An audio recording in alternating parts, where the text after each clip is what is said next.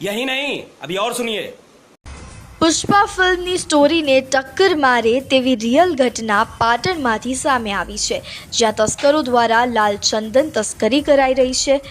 પાટણ નજીક હાજીપુર ગામ પાસે આવેલ શ્રેક ગોડાઉનમાં લાલચંદનનો જથ્થો હોવાની બાતમી પોલીસને મળી હતી, જેના આધારે આંધ્રપ્રદેશના Tirupati district special task force દ્વારા પાટણ આવી પાટણમાં લોકલ પોલીસ અને આંધ્રની પોલીસ દ્વારા ગોડાઉનમાં તપાસ હાથ ધરવામાં આવી, જ્યાંથી આશરે 2.5 ટન જેની કિંમત 2,50,00,000 થાય છે।